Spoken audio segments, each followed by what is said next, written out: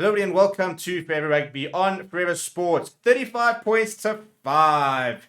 We knew it wasn't going to go well. We kind of hoped the Sharks would be able to pull in something, but they were never at the races. And Leinster, despite naming a weakened side, showed why they are so good at the moment. And that's just the depth. The depth and the quality they have across the squad in every position.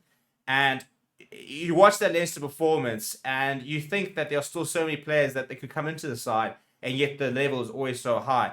It's impressive. As I said, as an institution, they are so powerful at the moment. And the Sharks were always going to be struggling with so many players missing. And despite a brilliant start, Grant Williams, one of the few players who I really thought just threw caution to the wind and said, you know what, we're not back to win this game. But that doesn't mean I can't go out and give a good account of myself. And he really did once again. So it was a valiant effort from a few Sharks players, but they were always going to come short, weren't they? Before you sort of break down the game, please do smash like on the video. Please do subscribe to the channel as well. It started off very well, as I said. Grant Williams went over in the 6th minute. Buddha Chamberlain missing the conversion. Left 5 points out, so it wasn't exactly massive in the end.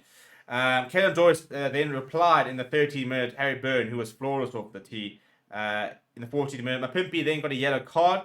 When Caelan Doris did run over him, he was in a pretty bad position and got a yellow card for that. Michael Milner then went over in the 21st minute. Harry Byrne having the extras.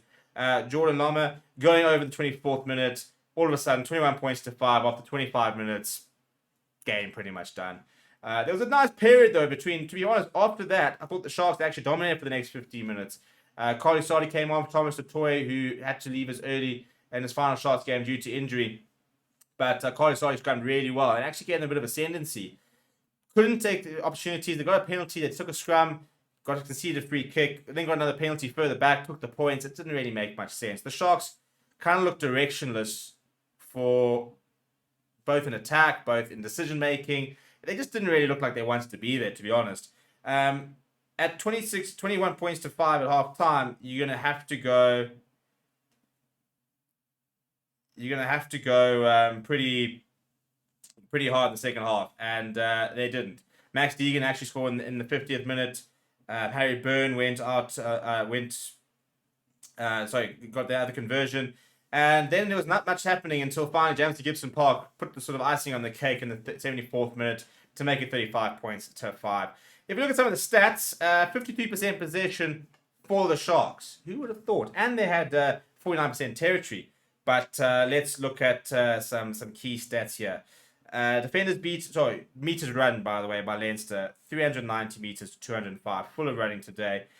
21 defenders beat it to 17, 8 clean breaks, 37 gain line carries.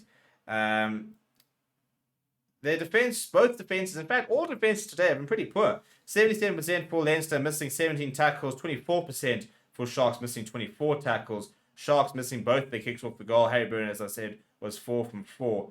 Should have been actually 5 from 5 there because there was an additional try and a penalty. But anyway, the ruck success for Leinster, 100%. Didn't lose a single ruck. The Sharks lost just 2. 1 round lost for Leinster, 2 lost for the Sharks. Scrums for Leinster. Both teams lost 2 scrums.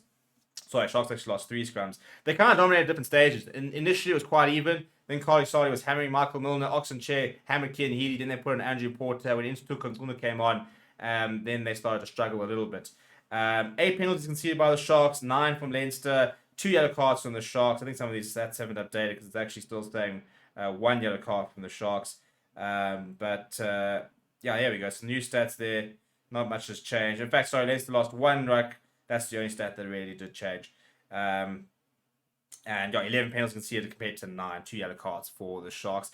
In terms of individual performances, if we look at Leinster, I mean, Caelan Doris, what a player. 8 carries, 9 tackles, 6 defenders beaten, 74 meters gained.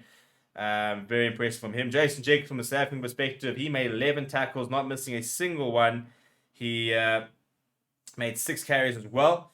If we look at the Sharks, Aprile Fassi, 49 meters gained, 2 defenders beaten, 4 missed tackles, 2 made. You cannot be expecting to play for Springboks with a tackle percentage of 53%. You can't. 2 tries, I think, where you could look at where his involvement is just not good enough at the end of the day. He's got to sort that out if he's going to play at this level. Apart from that, I thought that Sikabozi Noche tried pretty hard, with a lot of carries. James Fenter, stupid yellow card, but defended pretty well. Chatuka looked a lot better. 8 carries, 8 tackles. Corner roll actually on debut. 8 carries, 6 tackles. Credit to the youngster. He is unknown on debut, and I thought tried really hard. Oxenchair as well tried pretty hard. Defensively was pretty good, but at the end of the day, it was kind of a bit of a men against boys performance. Leinster were always going to be too good. Sharks weren't at the races. A disappointing season does come to an end. They've got to reset. They've got John Plumtree. Will he help? Will things make a difference? Let me know down in the comments below. Smash like on the video as well, and I'll see you guys soon.